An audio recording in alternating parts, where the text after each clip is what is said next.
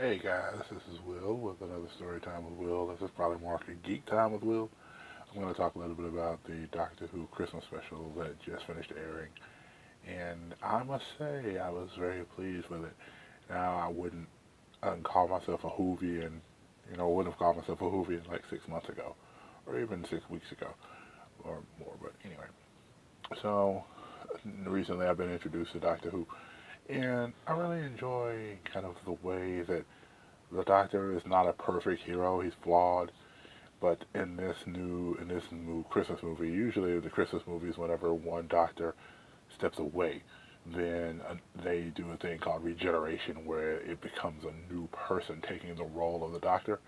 And so, in that regard, that's why the Doctor Who franchise has lasted so long. Anyway, so I just want to quickly talk about that Christmas episode and my thoughts on it. I really loved how it starts off previously on Doctor Who, and it said, 709, I believe, episodes ago. But you see the first Doctor, and he's refusing to generate, similar to what the current Doctor, who's the 12th Doctor, is also refusing to regenerate himself.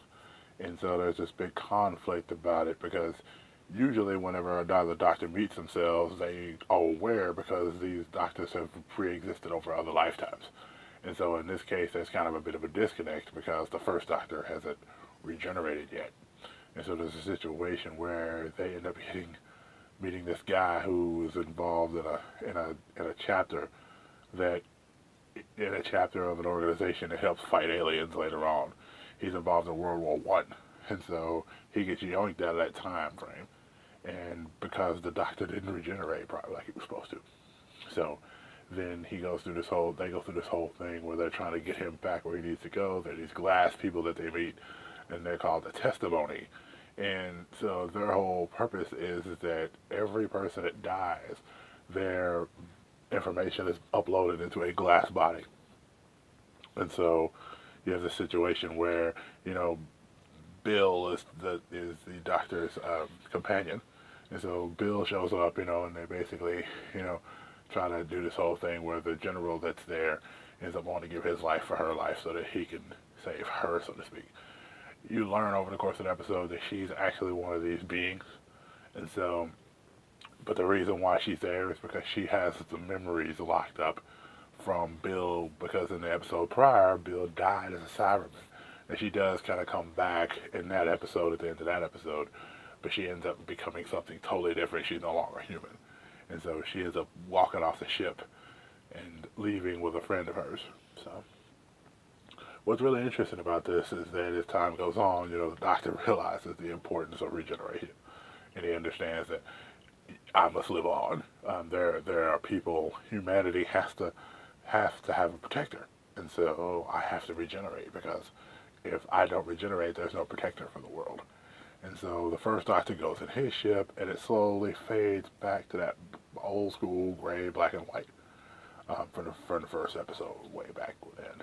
And so then our current Doctor, he gives a little bit of a speech to his future self, telling his future self certain things like, um, be, be fair, but don't. And I'm trying not to mess this quote up, but be fair, but don't fail to be kind.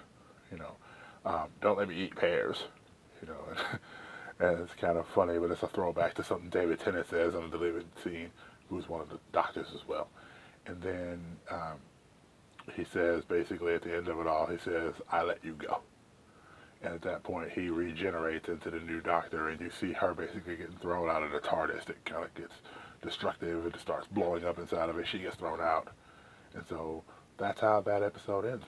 And so I think with this Christmas movie, it's going to be real interesting to see how this new Doctor handles the role. I'm excited about it being a woman that's taken over. I don't have a problem with her being a woman. I know a lot of people, the internet, right? A lot of people have concerns about it, but I personally don't. I think that she's gonna continue to carry the role, and so we'll see how it goes. And just like every other every other um, person before her, we'll see how she carries the mantle. So anyway, as always, thanks guys so much for following me along with this. And God bless, and more importantly, be blessed and be a blessing to somebody, guys. Take care.